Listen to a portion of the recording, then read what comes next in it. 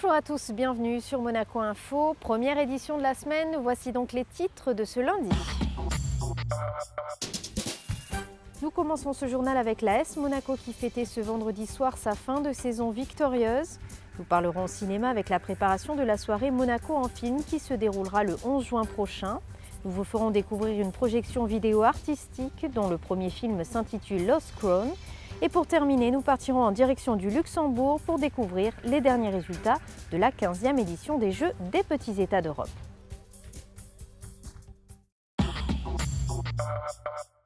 Et on ouvre ce journal avec l'AS Monaco qui fêtait ce vendredi soir sa fin de saison victorieuse. Photocall, dédicace, concert, la soirée a connu un franc succès et le souverain a même rejoint les supporters. Christine Datomel vous en dit plus. Supporters, joueurs, dirigeants, tous s'étaient donné rendez-vous vendredi soir sous le chapiteau de Fontvieille pour célébrer la montée des hommes de Ranieri en Ligue 1 et leur titre de champion de Ligue 2.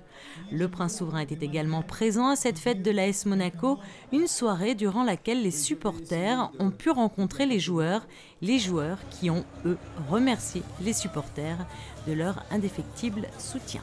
Bon, on est content, ça fait plaisir d'être reconnu puisqu'on est abonné toute la saison, on les a suivis toute la saison, donc ça fait plaisir d'être invité ce soir. Et vous l'avez ressenti comment cette saison? Ça a été difficile parce que même si on a quand même fini champion avec la défaite, ça a été long quand même.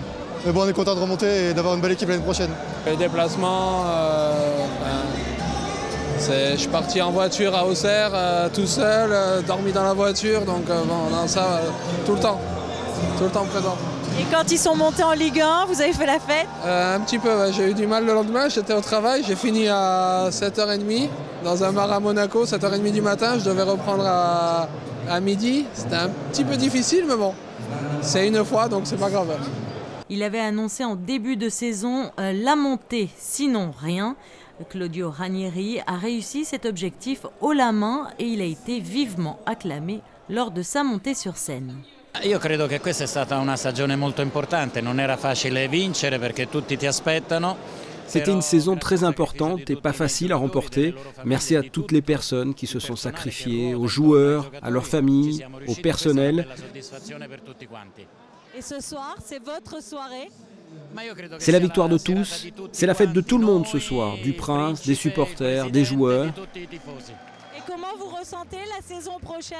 Moi je pense que ça va être encore mieux. Et du côté des joueurs, la satisfaction est la même. On est très détendu, on est vraiment heureux d'être ici. Il y a aussi tous les supporters qui sont là, donc on va pouvoir faire une fête tous ensemble.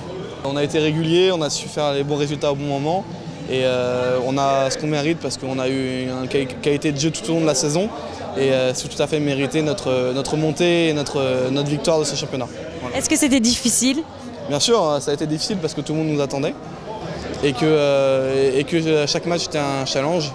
Mais on l'a réussi à relever et toute l'équipe est très contente. Une grande saison, elle a super bien terminé et en plus on a été sacré champion. On est tous super heureux. Et comment vous ressentez la prochaine saison? On est à fond pour la Ligue 1, on est tous conscients que c'est très important et comme vous le savez, le président est en train de former une équipe faite pour gagner. C'est d'ailleurs lors de cette soirée qu'a été annoncée officiellement l'arrivée de Falcao. Le joueur colombien est donc la 4e recrue de l'ASM après Moutinho, Rodriguez et Carvalho. Et en bref, dans le reste de l'actualité, le 23e Challenge Prince Albert au sabre pour la catégorie cadet homme-femme s'est déroulé ce week-end. Ce tournoi a accueilli une centaine de jeunes sabreurs de différentes nationalités. Et sachez que l'association Rebel Rider Independent Chapter et le Motoclub de Monaco ont accueilli les motards du viaduc à l'occasion de leur Tour de France en 10 étapes. Cette manifestation avait pour but de lutter contre la mucoviscidose.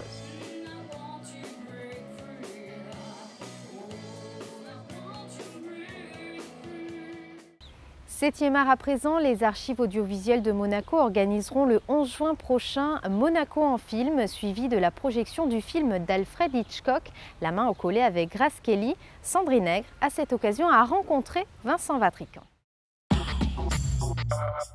C'est le 15e Monaco en film.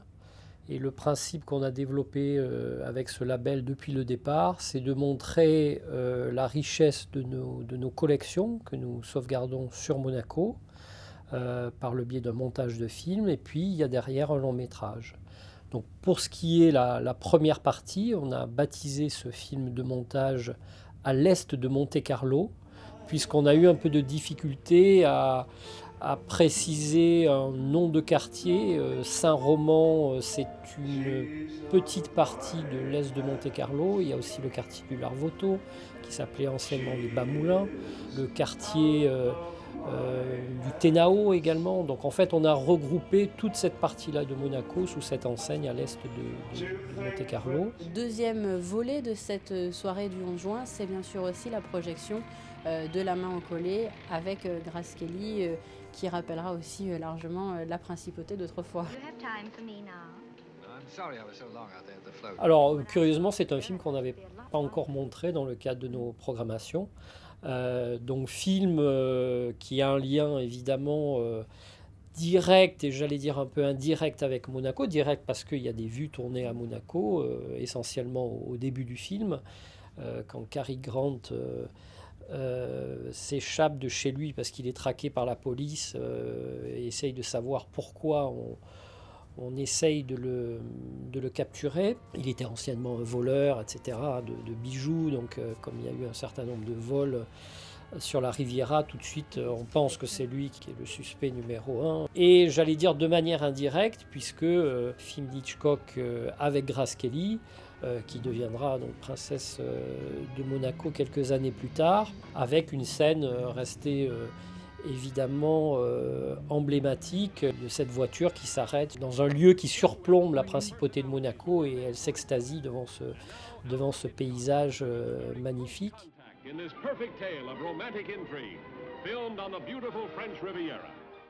Et toujours en bref dans le reste de l'actualité. Sachez que la fête de la République italienne était organisée par l'ambassade d'Italie ce samedi. De nombreuses personnalités étaient présentes, dont Michel Roger, le ministre d'État. Le Logoscope de Monaco vient d'organiser une double projection au théâtre Princesse Grace, une projection vidéo artistique dont le premier film s'intitule Lost Grown. Fabien Bonilla vous en dit plus. Le Logoscope, centre de recherche artistique à médias multiples. 5 plateformes au sein de ce Logoscope, les arts visuels, les arts sonores, les arts de la scène, les arts du textile et les arts de support. Chaque année, un événement à médias multiples est organisé et cette fois, il s'agit d'une projection vidéo réalisée par l'artiste monégasque Agnès Roux, avec Mimosa Koike des ballets et Pierre Frolat, recordman du monde d'apnée. L'idée était vraiment de pouvoir confronter mon imaginaire à la réalité, ce que je fais en général dans tout mon travail, toujours en partant d'une trame narrative voilà, qui pose plus des questions qu'elle n'y répond, mais elle pose au moins un cadre de travail qui me permet de convoquer d'autres personnalités, d'autres compétences à venir alimenter cette trame avec moi dans mes projets, là en l'occurrence donc une vidéo d'art. Lost Crown, c'est la quête d'une princesse qui a perdu sa couronne. Et en même temps, c'était questionner ce territoire à la fois dans son histoire ancienne, ma propre histoire venant d'une famille de princes russes, et de me confronter à cette réalité physique du territoire par ce personnage-là. Et bien sûr, le chevalier Pierre Frolat qui vient essayer de ramener cette couronne génétiquement modifiée qui veut rester dans le sauvage. Il ne remontera qu'une perle. Le travail d'Agnès Roux s'exporte. La vidéo Lost Crown est actuellement diffusée dans la Galerie nationale d'Islande à Reykjavik et à partir du 3 juillet à Rome. À l'issue de cette présentation dans la salle du Ponant, une autre vidéo a été projetée, celle de Pierre Frolat, Opération Poséidon, l'apnéiste monégasque qui lors de cette opération est allé chercher le drapeau à damier du Grand Prix de Monaco.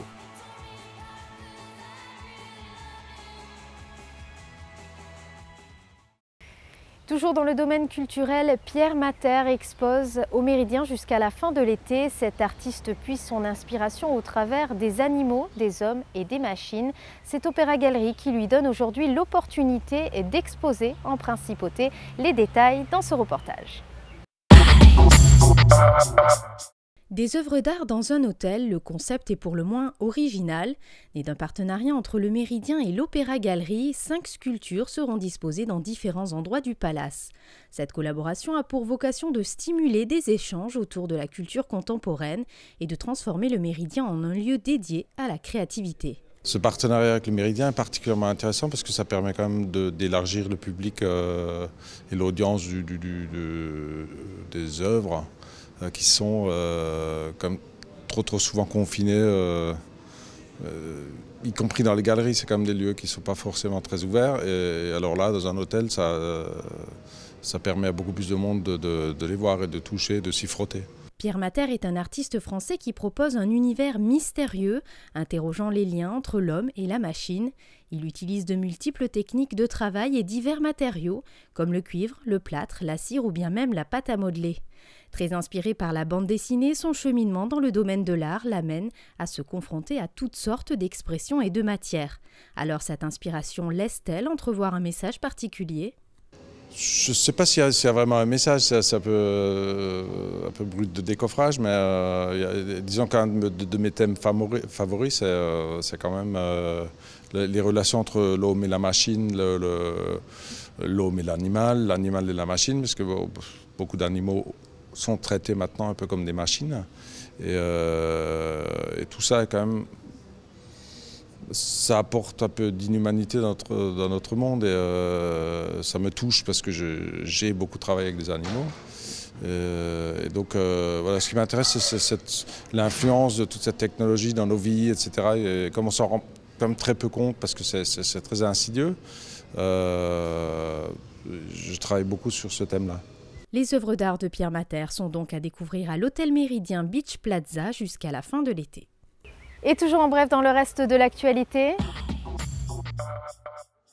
l'association de quartier Le Rocher a organisé pour la première fois la fête des voisins qui avait lieu ce vendredi. Cet événement était réservé aux résidents du quartier de Monacoville. Un animateur DJ, un glacier et de nombreuses spécialités culinaires étaient proposés dans une ambiance très conviviale comme vous pouvez le voir sur ces images.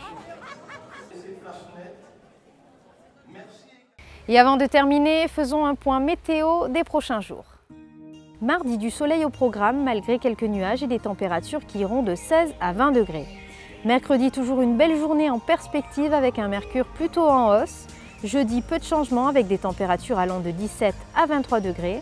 Et enfin vendredi, un ciel toujours très ensoleillé avec une maximale de 23 degrés. C'est la fin de cette édition, merci de l'avoir suivi. À présent, retrouvez les derniers résultats de la 15e édition des Jeux des Petits États d'Europe, signés Émilie Rousseau et Frédéric Hélion. Très bonne semaine à tous sur Monaco Info.